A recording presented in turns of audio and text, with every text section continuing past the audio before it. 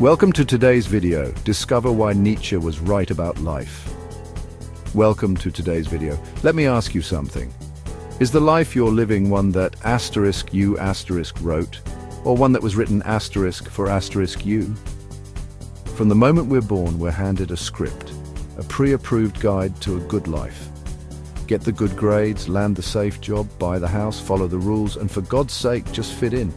It's a well-worn path, one designed to keep things orderly, predictable, and quiet. But what if there was a way to tear that script to pieces, a secret code to unlock a life of your own design, a life of genuine power and meaning? Over a century ago, the philosopher Friedrich Nietzsche found that code. And in today's world, which practically begs us to follow the herd, his ideas aren't just relevant, they're a revolutionary act. From day one, we're plugged into a system. We're taught to seek approval and measure our own worth by somebody else's yardstick.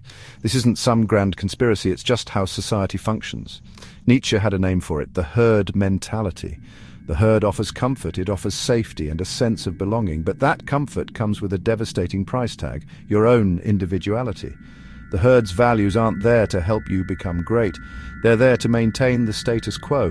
Nietzsche was absolutely ruthless in his takedown of this. He argued that traditional morality, the very foundation of this script, was a slave morality, a system built by the weak to hold back the strong by calling their strengths evil.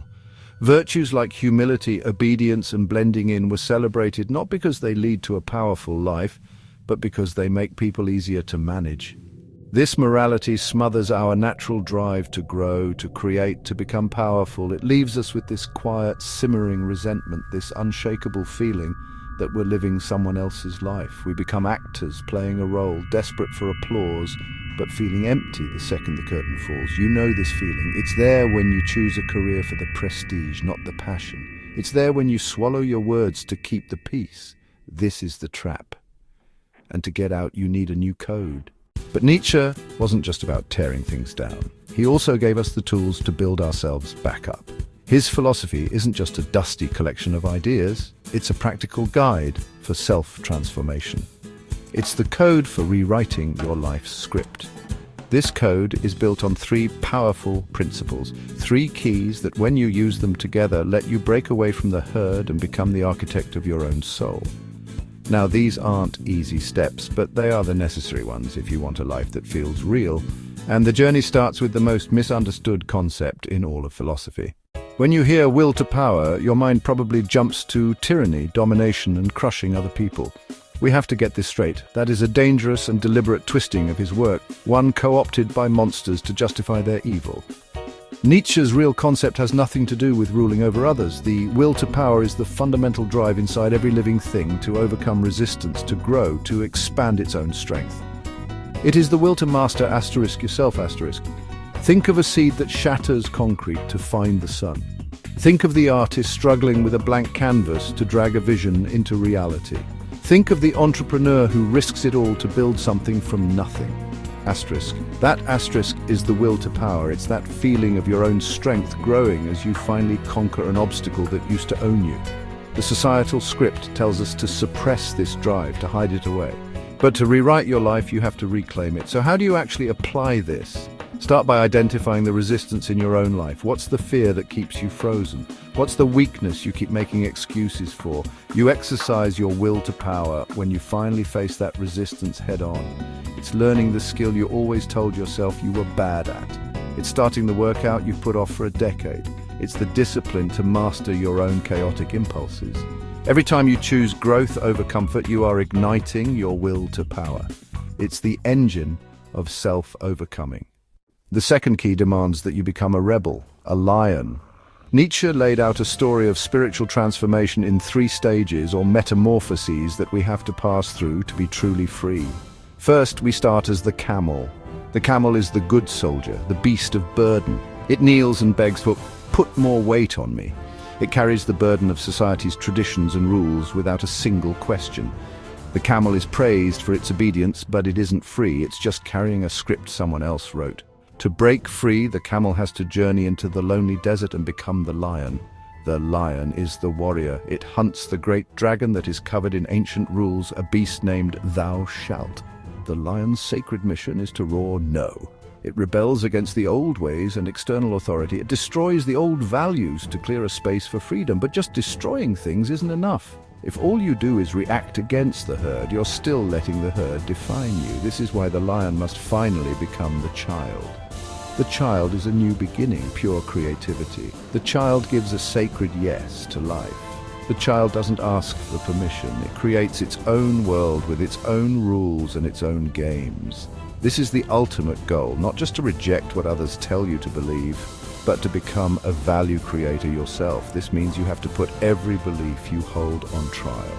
Are your definitions of success, happiness, and a good life really yours? Or did you just inherit them?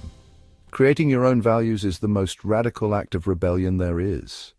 If these ideas are pushing you to see your life in a new way, do me a favor and hit that like button. It tells the algorithm that thinking like this matters, and make sure you subscribe for more philosophy that gives you real tools to build a stronger life. This brings us to our third and most challenging key, the ideal of the Übermensch, or the overman. Just like the will to power, this idea has been horrifically twisted. The Übermensch is not a master race or a tyrant. It's not even a specific person. It's an ideal to aim for, a direction to walk in. Man is a rope, Nietzsche wrote, tied between beast and overman, a rope over an abyss. The overman is the person who has mastered the first two keys.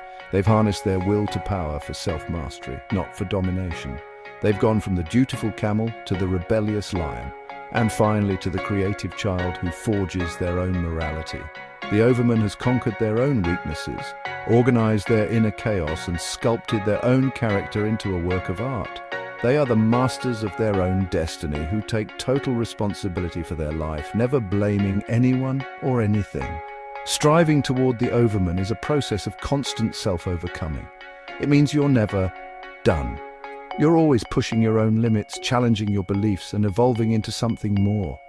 It's not about being perfect. It's about falling in love with the struggle and the growth that comes from it. It's the highest expression of a life lived on your own terms. There's one final concept that holds this entire code together, a mindset that lets you actually use these keys, amor fati, or a love of one's fate. Nietzsche knew that when you throw out the old script, you're also throwing out its comforts. You're going to face pain, chaos, and hardship. And at that point, nihilism, the feeling that it's all meaningless, will be knocking at your door.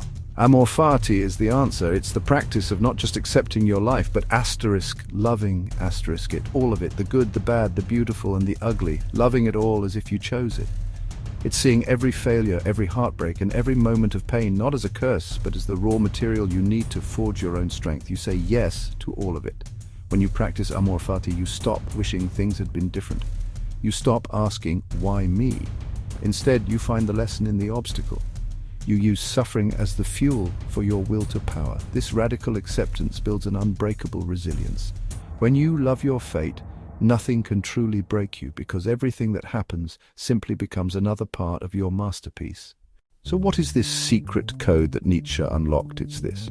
Society's pre-written script is a cage, but you hold the key. You unlock it by embracing your inner will to power that drive for self-mastery. You unlock it by becoming an creator of your own values, leaving the camel and lion behind to become the creative child. You push forward by aiming for the ideal of the Übermensch, the artist who sculpts their own soul. And you hold it all together with amor fati, loving your fate and using every single moment of your life as fuel for your journey. This path isn't for everyone. It's hard. It takes guts, honesty, and the courage to stand completely alone. But the reward is the greatest one there is, a life that is authentically yours. A life of power, purpose, and meaning, built not on fitting in, but on the triumphant creation of your sovereign self. The script is in your hands now. If this video sparked something in you, subscribe for more content that challenges you to live a deliberate life. Like the video to help spread these ideas, and I'll leave you with a question to start your journey. What is the first rule from society's script that you're going to tear up? Let me know in the comments below. Become who you are.